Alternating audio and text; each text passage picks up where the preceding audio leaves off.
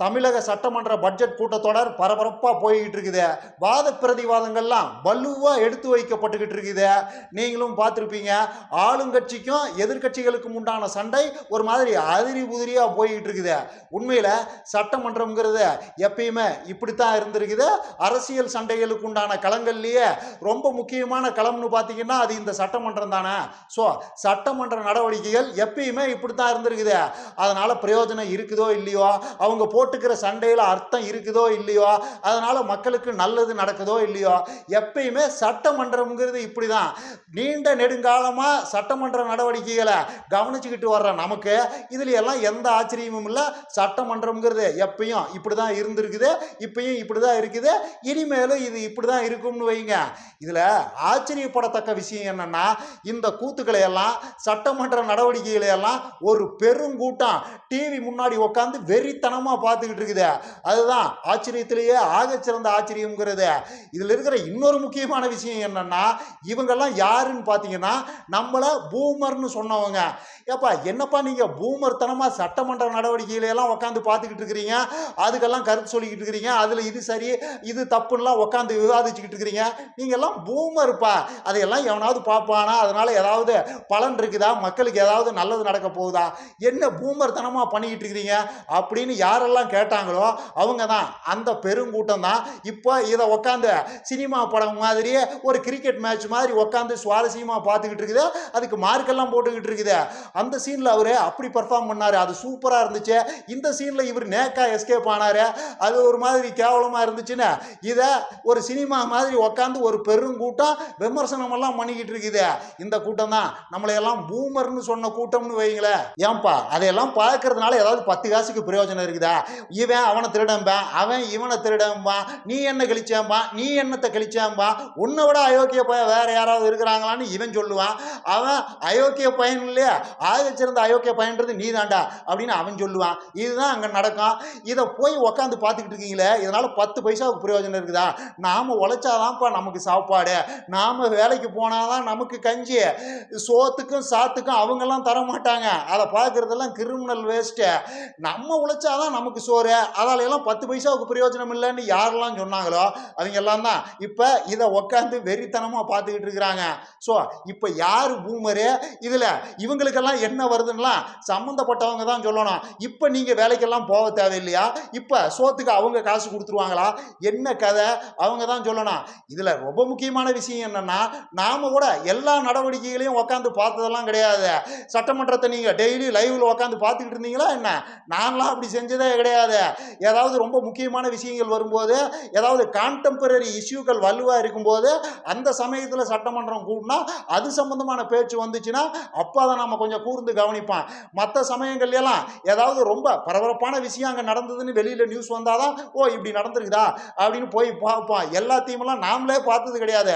ஆனா இவங்க சினிமா பார்க்குற மாதிரி அதை உட்காந்து பார்த்துக்கிட்டு இருக்கிறாங்க. என்னத்தை சொல்றது, அவங்க தான் சொல்லணும் யாரு பூமரி என்ன கதைன்னு. சரி, எல்லா கெட்டதுலையும் ஒரு நல்லது இருக்கிற மாதிரி இதுலயும் ஒரு நல்லது இருக்கும்னு நம்புவான். அதாவது இவ்வளவு பெருங்கூட்டம் இதெல்லாம் பார்க்குதுல்ல, இதுல ஒரு 5-10% மக்களாவது ஒரு அரசியல் அறிவு பெற்று தெளிவு பெற்று ஒரு நல்ல அரசியல் அறிஞர்களா மாறுவாங்க, நல்ல அரசியல் புரிதல் உள்ளவர்களா மாறுவாங்கன்ற நம்பிக்கையோட நாம இதை கடந்து போவோம். வேற என்னத்தை பண்றது? ரைட், இப்ப நான் வந்த வேலையை பார்க்கிறேன். அதாவது கடந்த 2 நாட்களா சட்டமன்றத்தில் நடந்த நிகழ்வுகளையெல்லாம் பார்க்கும்போது எனக்கு இந்த பரோட்டா சூரி காமெடி தான் ஞாபகத்துக்கு வருது. அந்த கோட்டையெல்லாம் அழிங்க, நான் திரும்ப சாப்பிட்றேன், நீங்க திரும்ப கோட்டை போடுங்கன்னு ஆரம்பிப்பார்ல, அந்த காமெடி தான் ஞாபகத்துக்கு வருது. இந்த வடிவேலு காமெடி ஒன்று இருக்கும்ல, நீ புடுங்கிறது பூராமே தேவையில்லாத ஆணிதான், என்னத்தை வேணும்னாலும் போய் புடுங்கும் பாருல, அது இந்த கரகாட்டக்காரன்ல வரும்ல. உலகத்திலேயே இந்த வேர்ல்டுலயே கார் வச்சிருக்கிற கரகாட்ட கோஷ்டினா அது நம்ம கோஷ்டி தான் பாப்புலர்ல. இது எல்லாம் ஒரு சேரதான் எனக்கு ஞாபகத்துக்கு வருது. ஏன்னா சட்டமன்ற கூத்துக்கள்ங்கிறது அப்படித்தான் இருக்குது. கிட்டத்தட்ட விஜய் சார், முதல்வர் விஜய் சார் பரோட்டா சூர்யாவே மாறிட்டாரு. கோட்டாலிங்க, பழைய கோட்டில் கோடெல்லாம் செல்லாது, புது கோட்டை போடுங்கன்னு ஆரம்பிச்சிட்டாரு. இதுல இன்னும் பல இன்ட்ரெஸ்டிங்கான விஷயங்கள் இருக்குது. அதற்குண்டான ஆதாரத்தோட அப்புறமா வர்றேன். அதுக்கு முன்னாடி இந்த அமைச்சர் மரிய வில்சன் சம்பந்தப்பட்ட பஞ்சாயத்து ஒன்று போயிட்டு இருக்குது. அதை பற்றி கொஞ்சம் பேசணும், பேசிட்டு போயிடுவோம். மரிய வில்சன் சம்மந்தப்பட்ட பஞ்சாயத்து என்னங்கிறது உங்களுக்கே தெரியும். அதாவது நேற்று சட்டமன்றத்தில் திமுக எம்எல்ஏ, ஆக்சுவலாக அவர் திமுக எம்எல்ஏ கிடையாது, மதிமுக எம்எல்ஏ, சூரியன் சின்னத்தில் நின்று ஜெயிச்சதுனால அவரும் திமுக எம்எல்ஏ தான் வச்சுக்கோங்க. அவர் ஒரு விஷயத்த சொல்றாரு. அதாவது கோரிக்கையாகவும் இல்லாமல் குற்றச்சாட்டாகவும் இல்லாமல் குத்து மதிப்பா ஒரு உருட்டு ஒன்று உருட்டுறாரு.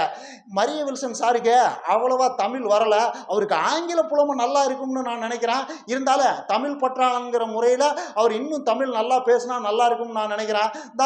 இவர் ராஜ்மோகன் இருக்காரு, பள்ளிக்கல்வித்துறை அமைச்சர், அவர் ஒரு மாதிரி தமிழ் புலவர் தானே, அவர்கிட்ட அவரை சப்போர்ட்டா வச்சுக்கிட்டாவது இவர் அவரோட தமிழை இம்ப்ரூவ் பண்ணிக்கலாம்ல, அப்படி பண்ணா நல்லா இருக்கும்ல அப்படிங்கிற மாதிரி குத்து மதிப்பா ஒரு விஷயத்தை உருட்ட அதுக்கு மரிய வில்சன் சொன்ன பதில்ங்கிறது தான் பெரிய பஞ்சாயத்தாக இருக்குது.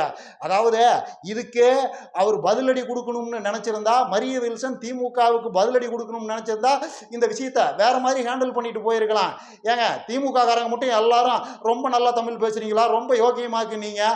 உங்க முன்னாள் நிதியமைச்சர் இருந்தாரு பிடிஆர், அவர் எப்படி தமிழ் பேசினாரு, அவரும் தமிழை கடிச்சு துப்பிட்டு தானே இருந்தாரு. அவர் திறமையான நிர்வாகியா இல்லையா? உங்க கட்சியிலேயே ஆகச்சிறந்த அறிவாளின்னு பார்த்தா அவரு தானே. அவர் திறமையான நிர்வாகியா இருக்கும்போது நான் இருக்கக்கூடாதா? நீங்க எல்லாம் அப்படியே ரொம்ப நல்லா தமிழ் பேசுறீங்களா, எல்லாரும் தமிழ் புலவர்கள் தானே, எனக்கு என்னமோ என்ன வருதோ அதை நான் பேசுறேங்க, என்னுடைய நிர்வாக திறமையை மட்டும் பாருங்க, சும்மா சம்மந்தம் இல்லாமல்லாம் பேசாதீங்க அப்படிங்கிற மாதிரி பதிலடி கொடுத்துட்டு போயிருக்கலாம். இல்லைன்னா ஒரு மாதிரி அவர் எப்படியே குற்றச்சாட்டாவும் இல்லாம கோரிக்கையாவும் இல்லாம ஒரு மாதிரி குத்து மதிப்பா உருட்டினாரோ அந்த மாதிரி குத்து மதிப்பா உருட்டிட்டு போயிருக்கலாம். ராஜ்மோகன் அளவுக்கெல்லாம் நாம தமிழ் பேச முடியுமா? அவர் தமிழ் புலவர், அவர் பெரியவர், அவர் அளவுக்கெல்லாம் நம்மளால பேச முடியாது. ஏதோ நான் என்னால் முடிஞ்ச அளவுக்கு தமிழ் பேசுறேன், நீங்க சொல்றீங்க சரி அதை இம்ப்ரூவ் பண்ண ட்ரை பண்றேன், I try my level best அப்படின்னு அதையும் இங்கிலீஷ்ல சொல்லி ஒரு மாதிரி ஆட்டையை களைச்சு விட்டு போயிருக்கலாம். இது எதையுமே செய்யாம அவர் பாட்டுக்கு அவங்க விரிச்ச வலையில விழுந்துட்டாரு. அந்த மாதிரி தான் அதை பார்க்க முடியும். அவரு வலையில விழுந்ததெல்லாம் மேட்ரு கிடையாது. அதனால தமிழ்நாட்டுக்கு என்ன ஆபத்துங்கிறது தான் அதில் இருக்கிற ரொம்ப சீரியஸான விஷயம். ஆக்சுவலா அரசியல் இந்த மாதிரி உசுப்பி விடவெல்லாம் முயற்சி பண்ணுவாங்க தான். உங்களோட பலவீனம் என்னன்னு தெரிஞ்சிருச்சுன்னா உசுப்பி விட முயற்சி பண்ணுவாங்க தான். இது திமுக ஒரு மாதிரி அவரை உசுப்பி விட முயற்சி பண்ணிச்சு, அவர் ஒரு மாதிரி டெம்ப் பண்ண முயற்சி பண்ணிச்சுங்கிற மாதிரி கூட நாம புரிஞ்சுக்கலாம். அதெல்லாம் அரசியல்ல இருக்கிறது தான். ஏன் இவங்க பண்ணலையா? திமுகனாவே திருட்டு பசங்கன்னு ஆதாரம் இருக்குதோ இல்லையோ அடிச்சு விடுறது இல்லையா? அப்பாவி தவக்கன்ஸா இவங்க வெறியேற்றி விடுறது இல்லையா? அந்த மாதிரி இவங்களோட பலவீனத்தை அவங்களும் உசுப்பி விட தான் செய்வாங்க. இதுல மேட்ரே என்னன்னா, இவர் பதிலடிங்கிற பேர்ல ஒன்று பேசினாரு பாருங்க, அதுதான் பேராபத்தான விஷயம். பைபிள்ங்கிறாரு, பைபிளை படிச்சதுனால எனக்கு பெருங்கருணை பேரன்பை பத்தி எல்லாம் நம்ப தெரியும், தமிழ் படிச்சவங்களுக்கெல்லாம் அது தெரியாது.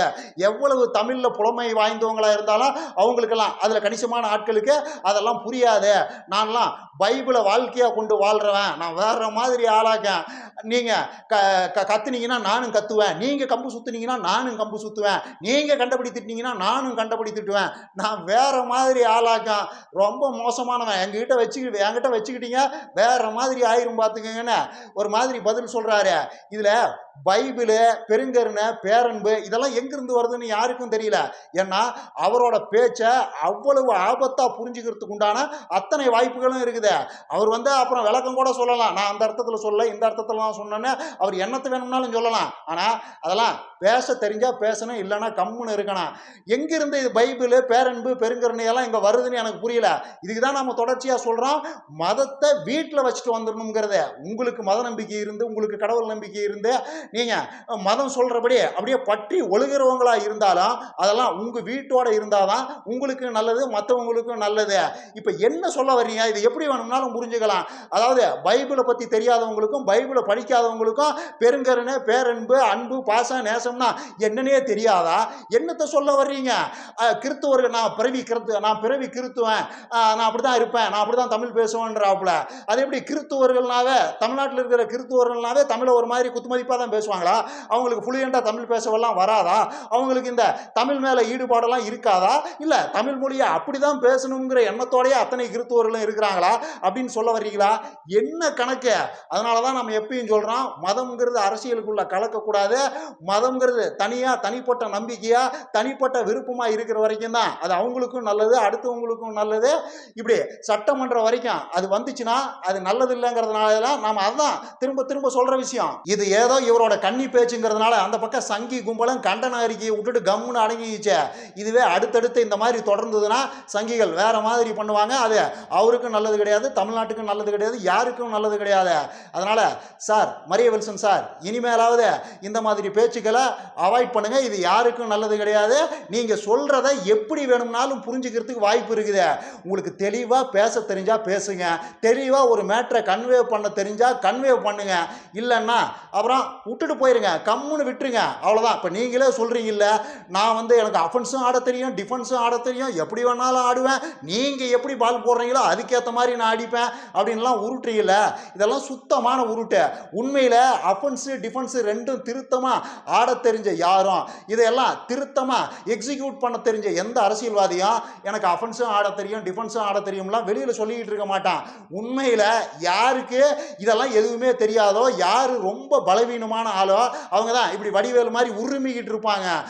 நான் யார் தெரியுமா, நீங்கள் என்கிட்ட வச்சுக்கிட்டீங்கன்னா வேற மாதிரி ஆயிரும் பார்த்துங்க, நீங்கள் நினைக்கிற மாதிரி நான் சாதாரண ஆள்லாம் கிடையாது, நான்லாம் பெரிய ரவுடியாக்கேன் அப்படின்னு யார் சொல்கிறாங்களோ அவங்கெல்லாம் உண்மையில் சரக்கு இல்லாத ஆட்கள்னு தான் அர்த்தம், டுபாக்கூர்னு தான் அர்த்தம்.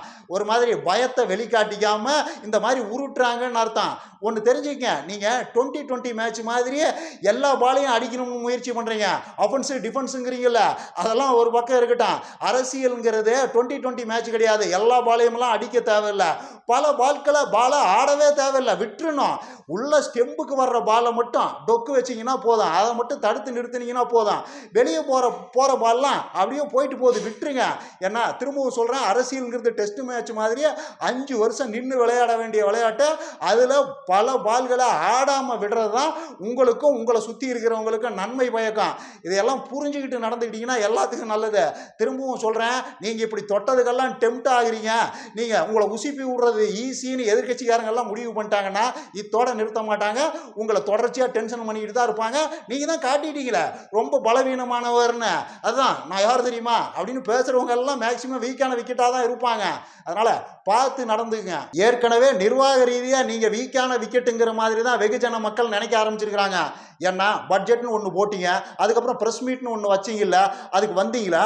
அவர் அந்த ஃபைனான்ஸ் செக்ரட்டரியை அனுப்பிச்சு விட்டுட்டு நீங்கள் அப்படியே பின்புற வாசல் வழியாகவே போயிட்டீங்களே, அதுலேயே தெரியலையா உங்ககிட்ட எந்த அளவுக்கு சரக்கு இருக்குதுன்னு?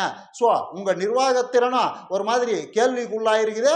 பத்தாக்குறைக்க இந்த மாதிரி பதிலடி கொடுக்குற விஷயங்களும் சர்ச்சையில் போய் சிக்குது. ஸோ இதையெல்லாம் பார்த்து கவனமாக நடந்துக்கிட்டீங்கன்னா எல்லாருக்கும் நல்லது. உங்கள் நலனை பற்றியெல்லாம் எங்களுக்கு அக்கறை இல்லை, ஆனால் நீங்கள் பண்ணுற கந்தரகோலத்தால் பாதிக்கப்பட போகிறது நாங்கள் தானே. அதனால தான் சொல்கிறோம், மதத்தை ஒரு மாதிரி வீட்லேயே வச்சுட்டு வந்துடுங்க, அரசியலுக்குள்ளே கொண்டு வந்து கலக்காதீங்க, அது யாருக்குமே நல்லது கிடையாது. அவ்வளோதான். ரைட். இப்போ அந்த பரோட்டா சூரி காமெடிக்கு வர்றேன். இப்போ கடந்த 2 நாளாக சட்டமன்றத்தில் என்ன நடக்குது, 2 புது தீர்மானங்களை கொண்டு வந்து நிறைவேற்றிருக்கிறாங்க. இது புது தீர்மானமா அவங்க சொல்கிறாங்க, அந்த பக்கம் தவக்கன்ஸ் எல்லாம் நம்பிக்கிட்டு திரிகிறானுங்க. ஆக்சுவலாக அந்த 2 தீர்மானங்களுமே இந்த பரோட்டா சூரி காமெடி மாதிரி தான். அந்த கோட்டையெல்லாம் அழிங்க, நான் திரும்ப சாப்பிட்றேன், நீங்கள் ஃபர்ஸ்ட்லேருந்து கோட்டை போடுங்க, நீங்கள் போட்ட கோட்டில் எனக்கு நம்பிக்கை இல்லை அப்படின்னு விஜய் சார், தமிழக முதல்வர் விஜய் சார் சொல்ற மாதிரி தான் எனக்கு தோணுது. ஆக்சுவலா பரோட்டா சூரி சொன்ன அந்த விஷயத்திலேயாவது ஒரு சின்ன நியாயம் இருந்தது. ஏன்னா பரோட்டா மாஸ்டர் கோடு போடும்போது தப்பா போட்டிருப்பாப்ல, அழிச்சிட்டு திரும்ப போட, அதை யூஸ் பண்ணி நான் இன்னும் ஒரு ரவுண்டு சாப்பிட்டுக்கிறேன்னு சூரி சொல்றாப்ல. ஆனா விஜய் சார் கோடு போட சொல்றதையெல்லாம் எடுத்துக்கிட்டா என்ன சொல்றது, அவங்க தான் ஆல்ரெடி பர்ஃபெக்டா கோடை போட்டாங்களே. தமிழ் தாய் வாழ்த்துக்கு முன்னுரிமைங்கிறது காலங்காலமாக நம்ம ஊரில் நடைமுறையில் இருக்கிற ஒரு விஷயம்தான். இதில் இவங்க என்னத்தை புதுசாக தீர்மானத்தை கொண்டு வந்து இவங்களோட தமிழ் பக்தியை காட்டுறாங்கன்னு புரியலை. அதே மாதிரி நீட் விலக்கு தீர்மானங்கிறதும் ஏற்கனவே பல நாட்களாக நம்ம ஊரில் நடைமுறையில் இருக்கிற ஒன்று தான். ஏற்கனவே கடந்த ஆட்சியில் தீர்மானம் நிறைவேற்றப்பட்டது தான். இதில் இவங்க புதுசாக என்ன தீர்மானத்தை நிறைவேற்றி என்னத்தை பண்ண போகிறாங்கன்னு எனக்கு தெரியல. ஆக்சுவலாக இவங்களுக்கு அரசியல் பண்ண தெரியுதோ இல்லையோ, மக்களுக்கு நல்லது பண்ணுங்கிற எண்ணம் இருக்குதோ இல்லையோ, ஆட்டையை எப்படி கலைக்கிறதுங்கிறது மட்டும் தெளிவாக தெரிஞ்சிருக்குது. குரலி வித்தை காட்டினா போதும், மக்கள் குதூகலம் ஆயிடுவாங்க. இந்த மாதிரி ஏதாவது எதையாவது தமிழ் பற்று, இனப்பற்று, மொழிப்பற்று, மாநில பற்றுன்னு எதையாவது ஒன்றை சொல்லி உருட்டிக்கிட்டு இருந்தா போதும், மக்கள் மற்றதையெல்லாம் மறந்துடுவாங்கன்றது இவங்களுக்கு தெளிவாக தெரிஞ்சிருக்குது. ஸோ ஆட்டையை கலைக்கிறதுக்காகவே இந்த வேலையை பார்த்துக்கிட்டு இருக்கிறாங்க.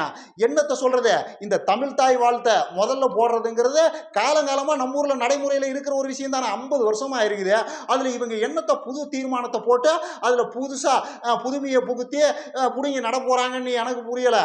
ஆக்சுவலாக கடந்த ஆட்சியில் அதுதான் பெரிய பஞ்சாயத்தாக இருந்தது. ஆளுநர் எப்பெல்லாம் சட்டசபைக்கு வர்றாரோ அப்போ இவங்க தமிழ் தாய் வாழ்த்தை முதல்ல போட்டு விட வேண்டியது, அவர் கோவிச்சிட்டு எந்திரிச்சு போயிட வேண்டியது, அன்னைக்கு முழுக்க அதுதான் பேசு பொருளாக இருக்க வேண்டியது. இது காலங்காலமாக நடக்குது. அப்படியெல்லாம் அதிரி புதிரியாக முயற்சி பண்ணி அந்த உரிமையை அந்த மரபை தமிழ்நாடு ஆல்ரெடி கட்டி காப்பாற்றி தான் வச்சிருக்குது. இவங்க அதில் புதுசாக புடுங்கி நடுறதுக்கு என்ன இருக்குதுன்னு எனக்கு தெரியல. சீரியஸான விஷயங்கள் எதுவும் பேசு பொருளாயிடக்கூடாதுங்கிற இவங்களோட கவனம் தான் இதில் இருக்குதே தவிர இதை வேற எப்படி புரிஞ்சுக்க முடியும்னு நான் கேட்குறேன். அதுவே இவங்க சாதாரண ஆட்கள் கிடையாது. இவங்க ஆட்சி எடுத்து இவங்க தீர்மானம் போட்டிருக்கிறாங்க. இப்போ இந்த தமிழ் தாய் வாழ்த்து 3ஆம் இடத்துக்கு தள்ளப்பட்ட அவலமெல்லாம் எப்போ நடந்தது? இந்த 3 மாத தாவேக ஆட்சியில தான் நடந்திருக்குது. இந்த 3 மாசத்துல நடந்த அவலத்துக்கு எதிராக இவங்களே தீர்மானம் போட்டிருக்கிறாங்க. இவங்க ஆட்சிக்கு எதிராக தீர்மானம் இவங்களே கொண்டு வந்திருக்கிறாங்க. தன் சொந்த ஆட்சிக்கு எதிராக தீர்மானம் போட்ட ஒரே கரகாட்ட கோஷ்டினா அது உலகத்திலேயே இந்த தாவேகா கோஷ்டி தான்.